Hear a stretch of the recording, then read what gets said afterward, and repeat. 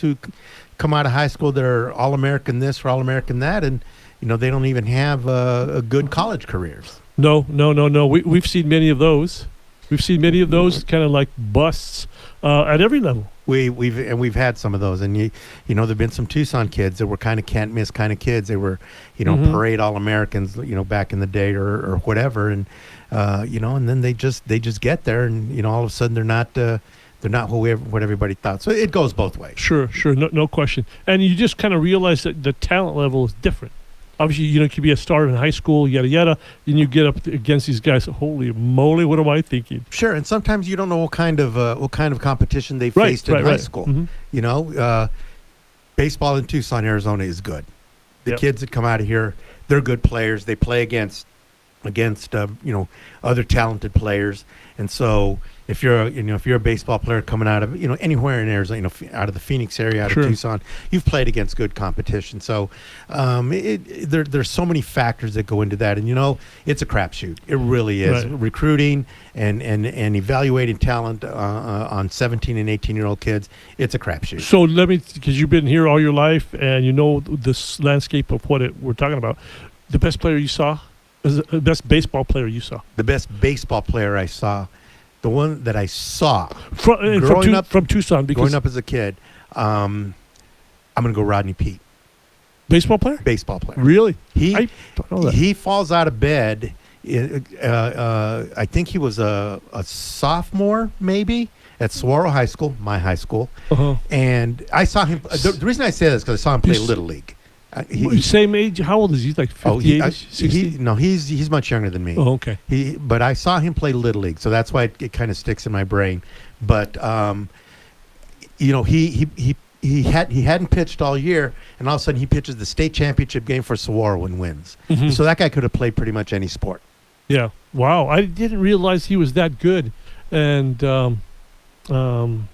wow. So yeah, but when you're good, you could do a lot of things. And he was he ended up going into the NFL. He was that kid though. When you saw him when he was 12 years old, he was separated from everybody else already. He was so far out there.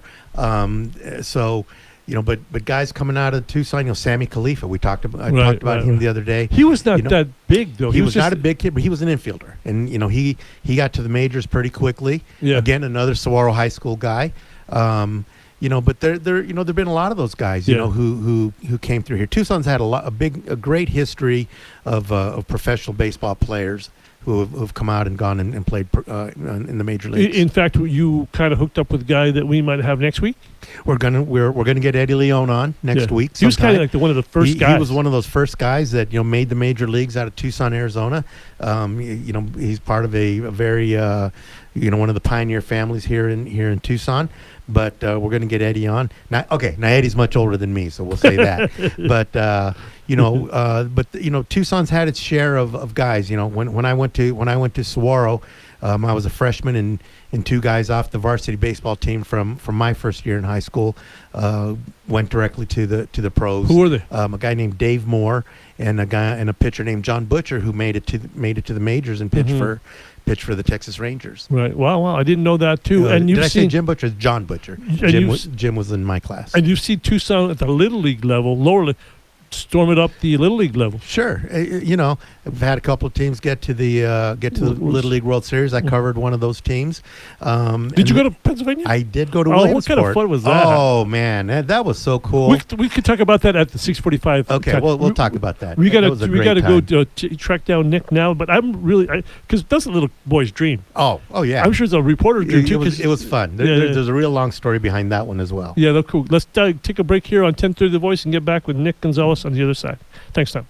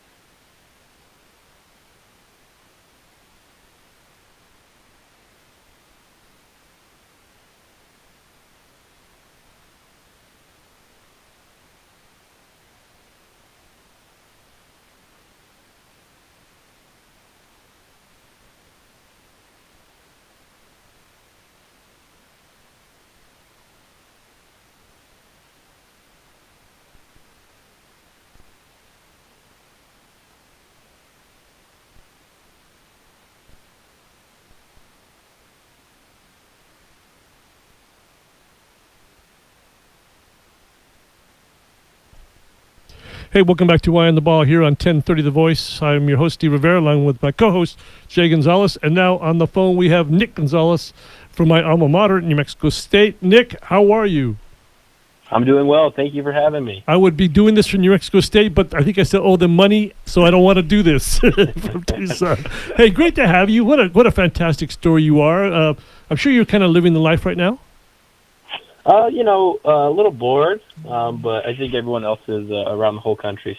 But yeah, it's going well. What are you doing to keep yourself busy right now?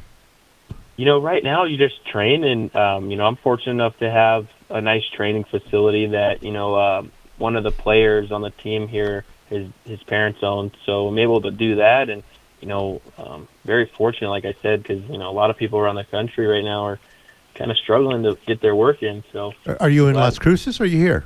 Yeah, still in Las Cruces. All right. Nice. To me, Las Cruces is Tucson in 1972.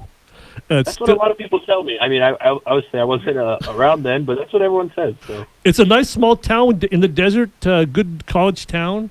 A lot of people love the Aggies, so you have it pretty nice, I'm sure. Oh, yeah, it's nice. Great. So how does this kid from Tucson goes unrecruited, really, pretty much, ends his way to Las Cruces, New Mexico, who people don't even know where it is, and become this guy? How does that happen?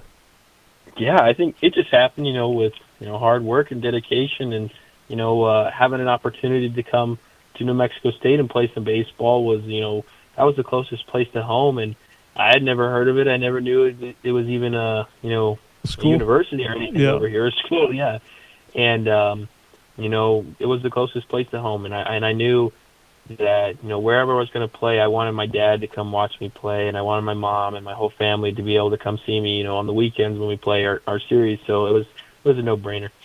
Nick, coming out of high school, what was kind of on your mind in terms of your future for baseball? I mean, were you thinking, okay, I just want to get a college scholarship, I want to play in college and see what happens? Have you been thinking that you were going to be have a shot at the pros for a long time? I mean, at what point did all that come into your mind?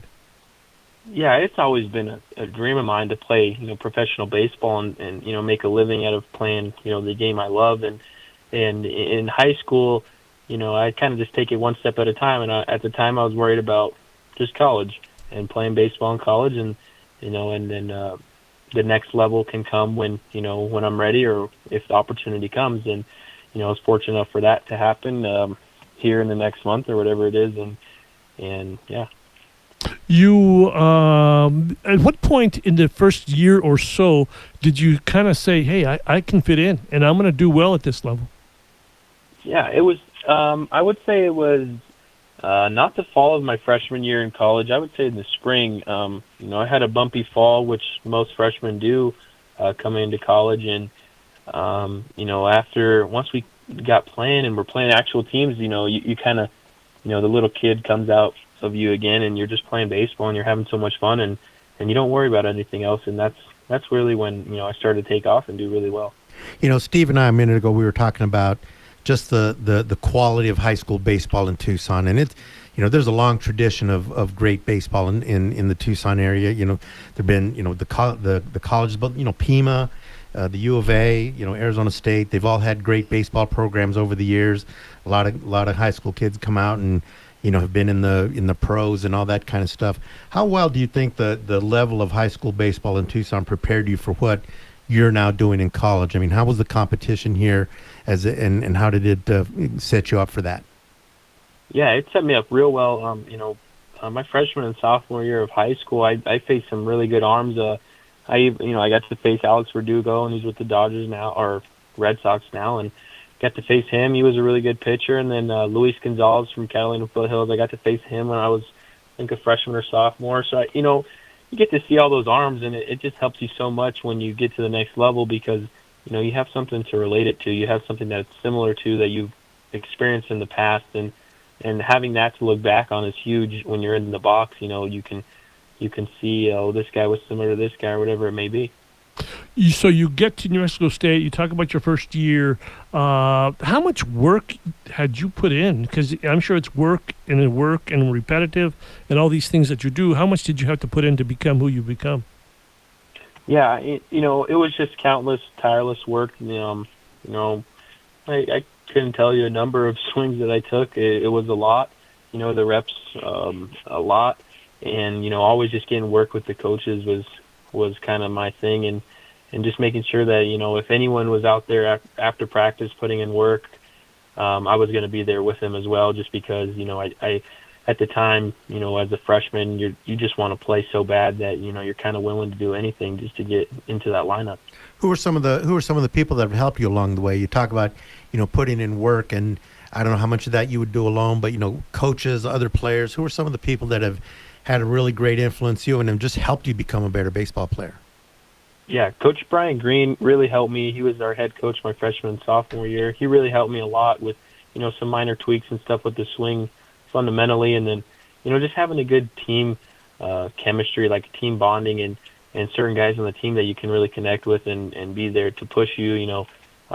It's when you're kind of by yourself, it's hard. Some days when you don't want to do stuff, it's just you telling you, you don't have to do it. But when you got someone else there with you, it's much easier to go get the extra work. So my best friend, Joey Ortiz, he was our shortstop last year. He's with the Orioles now. We kind of, went head-to-head and pushed each other and made each other a lot better. You, and I just lost my train of thought, but I don't know why I just lost my train of thought. I'm kind of still fascinated. I know what. New Mexico State has been a pretty good baseball program. No one really pays attention to it because it's not ASU, it's not Arizona, but it has made the tournament a few times recently and been very competitive. Yeah, we have. We've been, we were in a regional my freshman year, and I got to experience that, and that experience is, on a whole nother level. It's unreal, and it's, you're planning to go to Omaha or Super Region or whatever it may be. And, to get to do that freshman year, my first year there is really incredible because, you play with some of the seniors or some of the guys who have been there for 5 years if they had redshirted or anything. And, they put 5 years just to get this moment. And then I was there, 18 years old. And, my first season with the Aggies, and we went to a regional. It was, I didn't get to, enjoy it as much as they did, just because it's been a long time coming for them. Yeah, Nick, you mentioned some of the guys that that you played against, Alex Verdugo and those guys.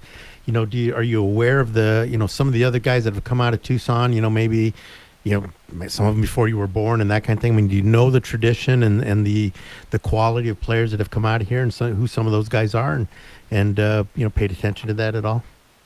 Yeah, I know a few of the names. I know mostly names, obviously, not being born or before or whatever it may be. But my dad grew up playing Tucson baseball, and he knows all the Tucson baseball players. And my girlfriend's dad as well, he knows all the Tucson baseball players. And just hearing stories from them, I kind of know some of them. What Little League did you play in? I played at Rincon Little League. Okay, all right. So when did your dad play, too? Because he's probably maybe a little younger than us, but still kind of in that range of 40-ish? Yeah, he played at Santa Rita High School, and he graduated, I want to say, 82 or 83. Okay, so he's about my age. Yeah. So, okay, that makes sense. So how your family, obviously very tight. Your brother played at Navy football? Correct. How big of an influence was he? Yeah, he was an incredible influence for me. He wasn't at the house in the household when I was kind of getting through high school or going through that, just because he was in college. But seeing him on TV and seeing him be the leader he was on and off the field with his teammates or whoever he's in charge of at the school as well, it was super crucial for me growing into the next level and getting into college and, being a freshman and still trying to, help out the team with leadership and everything. And so he helped me a ton, more so on the leadership side, and just seeing, if you want something, you got to work hard and you got to get it. So Nick, here we are. By all accounts, you're in a position to get drafted really high. Have you made the decision that you're coming out, and what are you thinking about in terms of the draft? Yeah, I'm just super, excited and looking forward to it. Me and my family, it's just, something that right now that's, we have a lot of time to think, and we're not really planning anything. So that's kind of, what I think about all the time. But at the same time, I'm just super fortunate to be where I'm at, and whatever happens, whenever it happens, I'm okay with it. What are your projections? Because you play short, right? So I'm a second baseman. I moved over to short. this year, but I'm more second baseman, shortstop type guy. But I've been playing the last few years at second. Yeah, that's what I would imagine because we kind of talked about that. Maybe more of the right side of the field with and all that's good hitting second baseman. Who doesn't need that?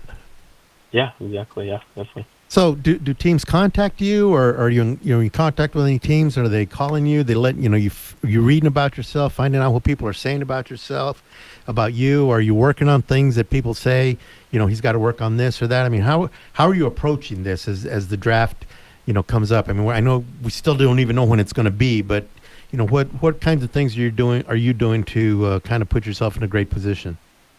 Yeah, I'm just working out, and you go over certain things you need to work on, but for me right now, it's just, doing the same thing that I've been doing. And in terms of meetings with coaches or teams or anything, we'll have a few here and there, maybe a few a week. They just chat with you and they talk to you and they want to get you, get to know you on a personal level. So, when they make the decision, they know, they're going to get a good guy that's going to project to, not be in trouble and make good decisions later on. So I was down there last year, I think, to visit a friend, and I saw the facilities. Unbelievable.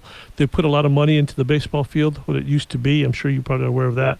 And the campus itself, what a fantastic area since when I created dirt back there in the 1950s. But it's a great campus, don't you think? Yeah, it's an awesome campus, and it's huge. It's a giant campus, and you kind of, they're always putting up new buildings and tearing down old ones, and it's a lot of fun to see, and going through and riding the bike through campus when you're heading to class is pretty fun.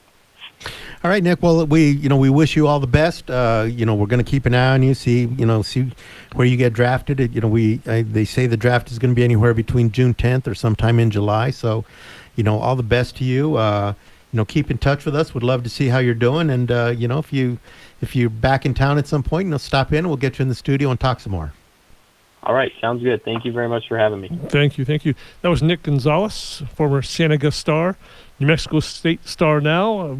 Wish I had his future, Jay. Oh man, you know what? I was a short second baseman, and but when you see a kid that's got just apparently some God-given talent there. I mean, right. I mean he's batting for something. He led the nation in hitting last year. He was probably going to do it again this year, and that's just a kid that was born with talent, and it's great to see that he's making the most of it. I was all glove, no stick. 400 was very foreign to me. I was that guy too. I could throw the leather around, but dang, I could not hit. Right. Then a skinny guy, like me, I could hit, Oh, you got a bloop. That's a single. I got another bloop. Yeah. No. We all wish we had that kind of talent. Sometimes we have to live through other people. That's what we'll be doing here. Exactly. Yeah. Hey, thanks for coming on. Let's take a quick break here and talk more on the other side here with Jay Gonzales and Tom Callahan.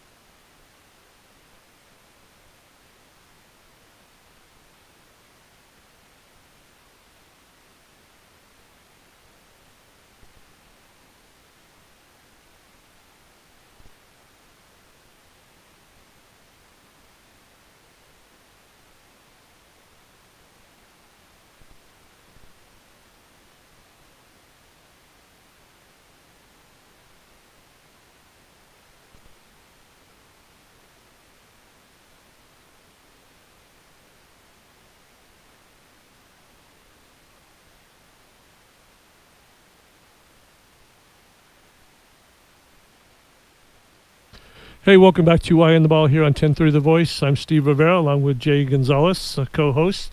Hey, so there's a lot of things going on in sports that people don't think. Right. A bit of news coming out today. Locally, the U of A softball team got some really good news that Deja Mulapola, who's on the Olympic team, she's going to be able to play her senior year with them next year. They've decided that the players who they were with the Olympics scheduled for this summer, they weren't going to play this season, but they've said they're going to let them go ahead and play their college seasons, and then if the 2021 Olympics are held, they'll be in July, and they'll let them play. So one more player added to the Stacked. people coming back.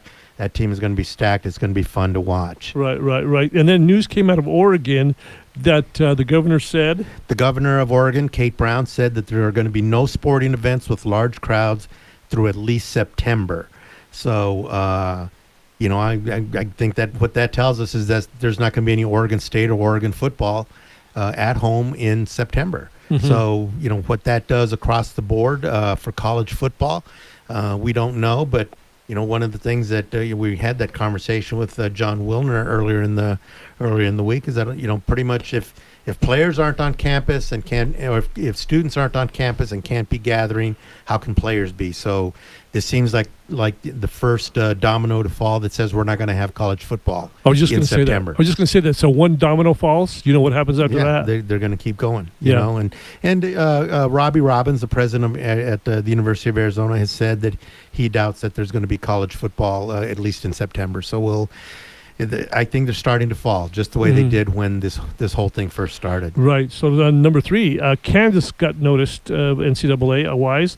Big allegations, some powerful allegations. Huge allegations that Bill Self and the coaching staff were a part of the things that were going on. They've so far denied that and said that they haven't denied that there were payments to players that are at Kansas, but that they had no control over that, and the NCAA is saying that they were a big part of it. What I find interesting here, again, in defense of what the way it's been handled in the media, is that the day that this came out and that this happened, you had some big media personalities saying that Sean Miller should be fired on that day. Right. And there are crickets coming out regarding Bill Self in Kansas. So I'm not sitting here to say that Bill Self did anything and the university is denying it, but it's interesting to me to see how the media handles this, and there hasn't been one speck of response from some of the media that has been pretty harsh with Sean Miller. That's a good point, and maybe they either learned their lesson by doing that or have some target. Who knows? Who knows what it is now? And maybe, but if that's the case, I'd love to see Dick Vitale come out and say, you know what, I'm just not going to respond because of what happened before. I'm just going to hold. That's fine, but for there not to be anything when they were so quick to throw Sean Miller under the bus, I just have a little bit of problem with that. No, I get that. Was the fourth topic? Did you want to talk about Little League? Well, before Nick Gonzales came on, we were talking about the Little League World Series and how cool that event is. Oh yes. Okay, yeah. And all that type of stuff. I had the privilege of covering the last Tucson team that went there back in 1985. It was the International Little League team that made it, and they got to the championship game, and that was an interesting thing in that they got there, and that was back when it was 8 teams. It was single elimination, and the tournament got played in 3 days, 3 games in 3 days to win the championship. And so, the Arizona team makes it, or the Tucson team makes it to the series, and editorially we decided, well, if we're not going to spend all that money to send them if there's one game, and then they won. So then we decided, okay, we better go cover that. So I got put on a red eye. It was on a Thursday night red eye to fly to Williamsport, and it's not easy to get to Williamsport. No. I had to fly from here to Phoenix to Pittsburgh, and then I got one of those puddle jumpers from Pittsburgh to Williamsport. I landed like 10 o'clock in the morning. It was going to be, I think, a 3 o'clock game that day. I raced to the Little League facility, got a media pass, and I covered the game. And then they won again. Now they're in the championship game. So now we decided to send a photographer, because we didn't send a photographer with me, and he basically had to make the same trip that I had to make. And so I covered the first game without any sleep because, you take a red eye. Sure. I didn't sleep at all. So I had zero sleep. So I got a good night's sleep that night. But then Benji Sanders, now a retired photographer who is Anthony Sanders' father, he played some professional baseball. Poor Benji had to fly in and do the same thing. And so Benji's out there taking pictures. And they played Taiwan. And that was back during that time when Taiwan would win it every year. When and there were questions about how old these guys were. Right. And, I walked out on the field at the end of the game to do some interviews and whatnot. And, I saw some of these players and, who am I to say? But, right. if those guys were all 12 years old, their calendar is a little different than ours. I'm telling you. Like dog years. Yeah, because they got, the international team got crushed. And, but it was a great experience. It was fun to see. I watched the Little League World Series every year, probably because of that, just to say, I was there. And it's one of those things that, you pay attention to because you got to experience I was going to say, you must watch it more, and you must be amazed by the facilities now. Yeah, I'll tell you what, that stadium was pretty beat up and run down when I went to it. Well, again, 1985, but they've done some amazing things with the facilities. And at that time, the teams would stay in dorms on the campus there. And the dorms were a little run down as well. And because after the game when International lost, I did go to the dorm and interviewed the kids and talked to them all. And, I felt like they were getting an experience by being interviewed by a newspaper reporter. So I talked to every one of the kids and gave them each a little quote in the paper and stuff like that. And, going to the dorms and that, you see that facility now and oh my God, right. It's Major League Baseball facility. But I will say when I went on the field was immaculate. The grass, and there was only one. There was only one stadium. Yeah, now they have like three or four. Well, there's two big stadiums. Then they've got some other practice fields around. At that time, they just had the one stadium that is still the main stadium. But, it reminded me of Old Comiskey Park. I went to Old Comiskey right before they knocked it down. It reminded me of that. Yeah. No, I remember. I did the 25-year anniversary, and the guys, obviously, who doesn't love those memories? Oh, that was just so much fun. I just loved being there, and the innocence of it is what was cool. In fact, as a reporter, I'm sure in your mind that's got to be one of your top 5 moments. Oh, sure. It was a top. One of my my sports writing highlights. That I had because it was just watching the whole thing. And I played Little League Baseball. Right, I wanted to go to the Little League World Series. And, I played in All-Stars. And actually, I played against a team from Cactus that the next year they went to the World Series. Yeah, no, it's fun. I think everybody dreams about it. In fact, when they canceled the season this year, that was the number one thing from kids because the Sunnyside group, a lot of the groups from Tucson have been very successful in San Bernardino and have a good chance to make it. So they're always hoping for that chance. Right, and you are. The Little League that I played in Pantano, the year before that I was in All-Stars, our team went to the Western Regional in San Bernardino. So we had some expectations. We got to the district championship. Had we won, we'd have gone to the state championship in Phoenix. But like I said, we lost to Cactus Little League, which the next year with Eddie Vosberg was in the Little League World Series and got to the championship game as well. Right. We've had him on a number of times, and I always like talking about that because, come on, every little boy's little dream. Yeah. Even you want to make the pros and blah, blah, blah, but the Little League's dreams are pretty big, too. Oh, sure. I coached my son in Little League, and we had a really good team. But, we didn't get out of districts either. But, when we started that thing, we thought about it. Oh, sure. Were we good enough? Obviously not.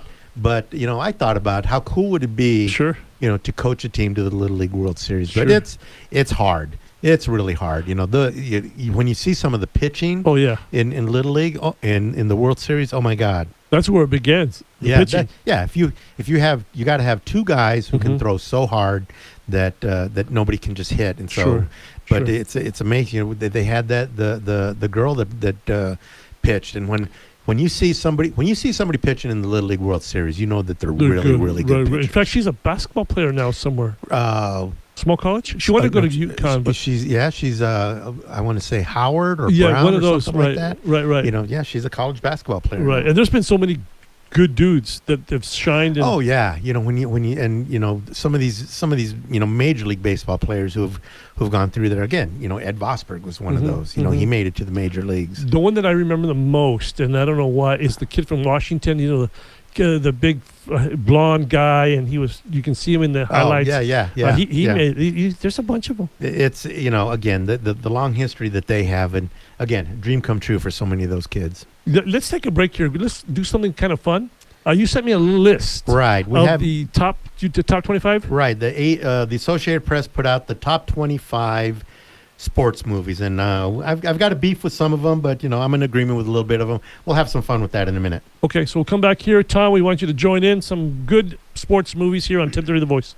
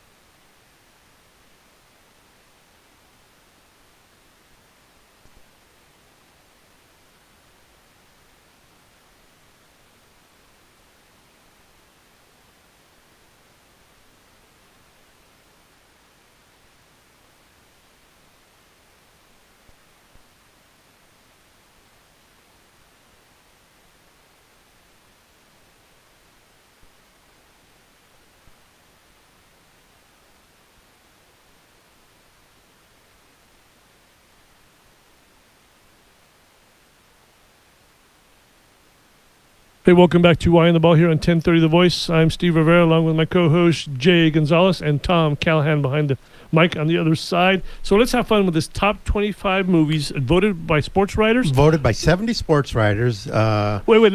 If people want to join in, 790-2040. Be free to call. Right, give us a call because we're gonna talk about this for a little bit, and we would love to hear some other opinions about it.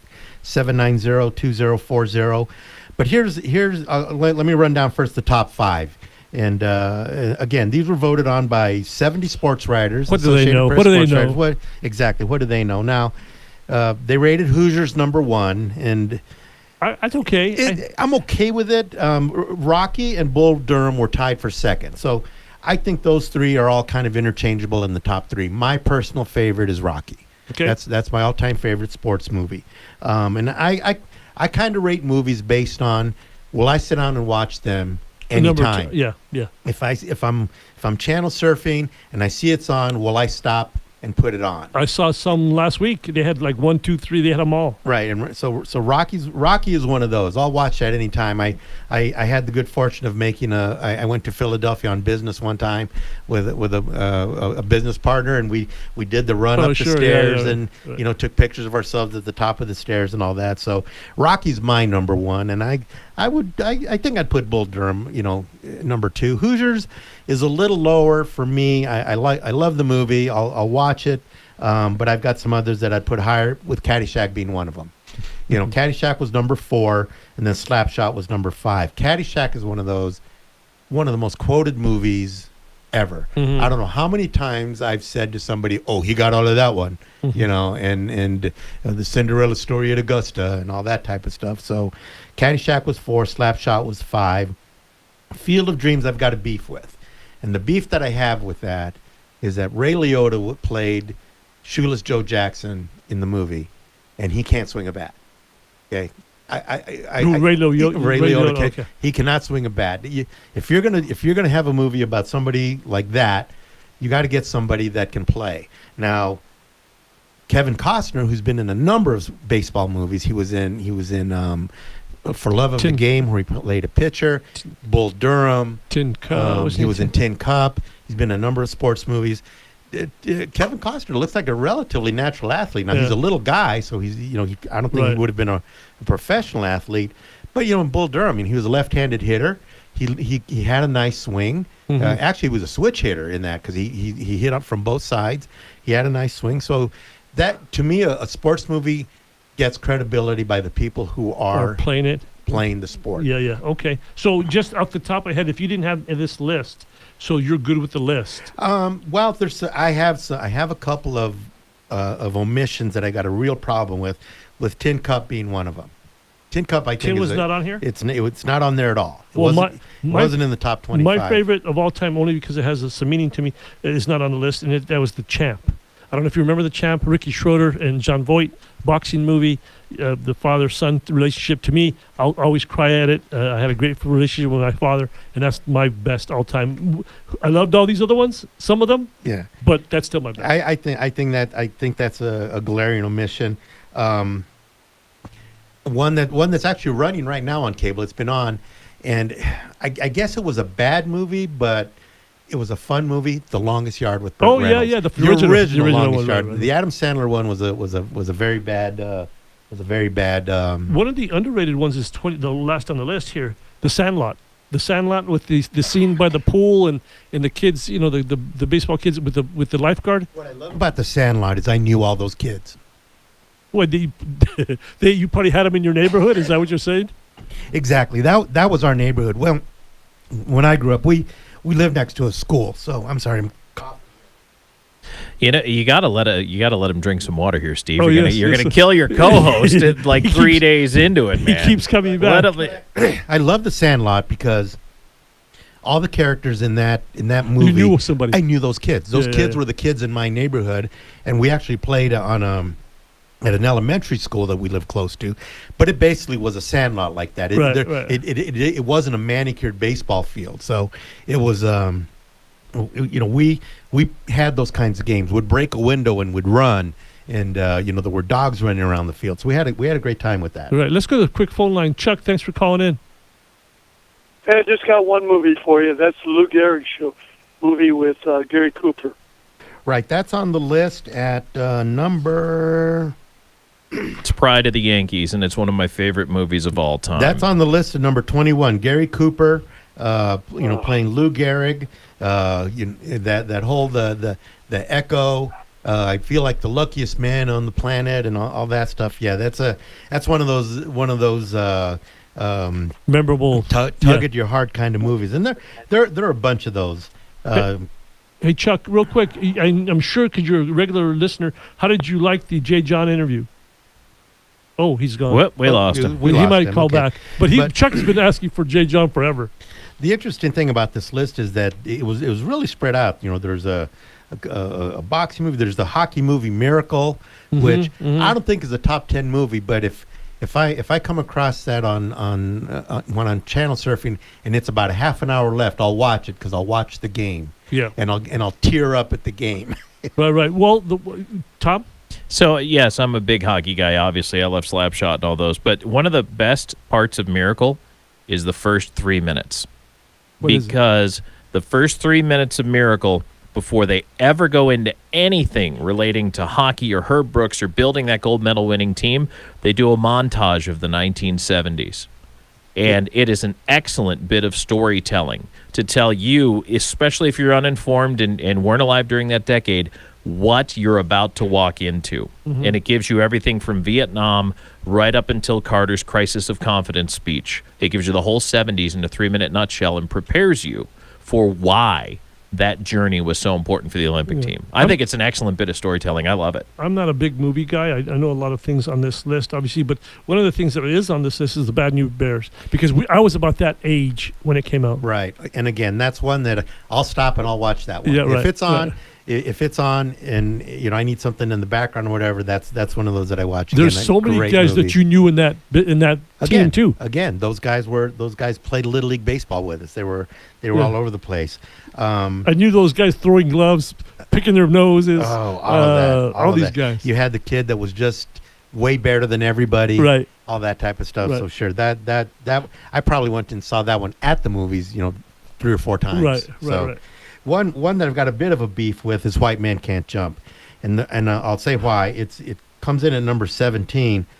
The first 20 minutes of that movie are excellent. The scene when we first meet Woody Harrelson and he comes out and he's playing and he bets the hustler. He's kind of hustling. He's hustling Wesley Snipes. Yeah. The first 20 minutes of that movie are awesome. I love that. But when that scene ends, I'm out. Yeah. I move on to something else. Letters that begin or fruit. What is it? Fruit that begins with Q. Is that the line in the Jeopardy question? Oh yeah. And then one that goes way back that I think should be higher. It comes in at a tie for number 24. Is the original Brian song with James Caan and Billy D. Williams. Billy D. Williams as Gale Sayers, James Caan as Brian Piccolo, who died of cancer. Who growing up, he was the first athlete that I can remember that died. During his career. Right. Yeah. And I remember I had his his football card, and I had a poster that one of those things where I bought a poster from one of those magazines that you got in elementary school, and I had it on my wall, and he was in the background of the poster. It wasn't a poster of him. It was Gale Sayers, but he was in the background. Yeah. And I had that poster, and that's one that sticks up for me. All right, I've got some rapid-fire comments here. Number one, I know everybody loves Sandlot. I hate that movie. Number two, if On the Waterfront and The Color of Money are not on this list, which I don't have in front of me, it's a completely bogus list. So sports writers, what do they know? Yeah, but on top of all that, I love Brian's song. The original, I used to watch it all the time. Whenever it would come on TV, I would stop. And I think that I don't have to like a sport to like a movie about the sport, I just want to be entertained and have a story told. And the other one that needs to be on there, if it's not, is 42, the Jackie Robinson movie. That's true. What about, did you remember seeing a movie with Robbie Benson, One-on-One? Oh, yes. It was the original cheating movie. Exactly. They hired the kids to mow the lawn, and it was like to water the lawn, and it was automatic. Things like that. Right. That I do remember that movie. That was a great movie, but I saw that a few times. What about Blue Chips? Did it make that list? I don't. Blue Chips. They've been showing that. They've been showing that lately. I've been seeing that. I saw that probably 2 days ago. Right. Again, one of those that I love the end of the movie when Nick. I won't spoil it. When Nick Nolte gives a speech at the end. Yeah. Right. As the coach. We've got Cowboy Dave on. Dave, what do you say? In '67, we won the state championship in Illinois, and Brian Piccolo, Gale Sayers, and Dick Butkus came to our football dinner. Wow, and that's something. Can you imagine a bunch of little rugrats? Eyes wide open, and what a memory that had to be. Yeah. Oh yeah, I tell you. Hey, but my favorite is the natural. Robert Redford, Robert Duvall. Wilford Brimley is the coach. Right. That guy is I tell you, the old ballpark and all the signs, all of that. Root beer, Hires root beer, and oh man, that's a classic. That came in at number 8. It's a shame. Yeah, it's a shame they were going to play the Field of Dreams. They were going to have some Major League Baseball games in Iowa this year. The White Sox and Yankees were going to play. And they, with this virus, they canceled all that. But they're not gonna get a lot of people in that place in Iowa where they actually made the movie. But that was something that was Then they canceled the Cubs and Cardinals in England. They were going to play over there, But baseball is coming back. We sure hope so. Yeah, you got to get that lady on the master of baseball cards. Remember that? Oh yes. Actually, I will, because that's Anthony's mom. I am going to do that because I hear she's a lot of fun. Hey, Dave, this is the first time you've called in? Is that right? No, I called. I owe you lunch. Oh, how could I forget? Yeah, you need to gain some weight. Yeah, this COVID, I need more weight. That's all I need, Dave. It'll be a diet lunch. Thanks for calling in, Dave. Appreciate it. Thank you. Take care. Hey, and Tucson has representative, Major League. Well, I was about to say I got a text message from one of my friends and listeners throwing out Major League, which got in at it tied with the Natural at number 8, and Major League was made at a time that when I was playing City League baseball, and we would play on the annex fields at High Corbett. 89. So they were shooting that movie when we were playing. So there were a couple of times when they were shooting night scenes there, and we were playing. So I do remember that. And one of the players from our team was an extra in the movie. Oh, really? So when you Who see was it? A guy named, oh no, you're gonna ask me his name. He was a catcher at the U of A, and oh God, Yeah, sorry. No, but I heard a lot of things because a lot of the guys went to Bob Dobbs around the corner to kind of have a lot of the actors. Yeah, Behringer and so that was going on while we were playing. So see, I've got the guy's name on the tip of my tongue. Yeah, He was a catcher, and he was playing for us because we were playing in the summer, and he was an extra in the movie. Yeah. No, Behringer and Charlie Sheen, all those guys. Wesley Snipes, all those guys. Who's the big guy with the bat guy? Dennis Haysbert. And Dennis Haysbert. Haysbert, is that what it was? Yeah. Pedro Serrano. He's the All-State guy now. Yep. Yes. You want a couple quick trivia bits? Number one, Charlie Sheen really could pitch. He could throw in the high 80s. I could see that. He was a high school pitcher. Yeah, he could actually throw. And number two, The Natural was filmed in my hometown of Buffalo at the Rock Pile, the War Memorial Stadium. Was the Knights' home stadium. Unfortunately, now it is a rock pile. They knocked it down. But that's where I grew up going to baseball games. Double-A Buffalo Bisons, the affiliate of the Pittsburgh Pirates. There you go. But getting back to the credibility of a movie, when you saw Charlie Sheen pitching in the movie, he looked like a pitcher. He had a exactly. wind-up. He had a delivery. Yeah. He looked like a pitcher. Now, Tom Berenger couldn't swing a bat, and neither could the third baseman, the guy from Corbin Burnson. L.A. Wow, Okay. right. But Dennis Haysbert could swing a bat. Yeah. But again, on a sports movie, and that's why Blue Chips I thought was such a good movie, because the basketball scene they had. Bobby Hurley was in that movie. Right. Chris Mills was in that movie. Shaq was in that movie. Yeah. Penny Hardaway. Yeah, all these guys. And Paul Newman did all his skating and Slapshot. He actually played hockey. Oh, good. There you go. We might have to revisit this again. We will. This is a good show. This was a lot of fun. Yeah. Hey, good show today. Great show today. I had fun. Tomorrow. It's going to be special. Let's talk about tomorrow. Tell them real quick. Special Mother's Day tribute. We've got a lady coaches, Adia Barnes, Laura Ionello, Julie Brazzi. Mother's Day weekend. Mother's Day special tribute to the moms tomorrow. Thank you. Thanks for everybody for listening. Calling in. Appreciate it.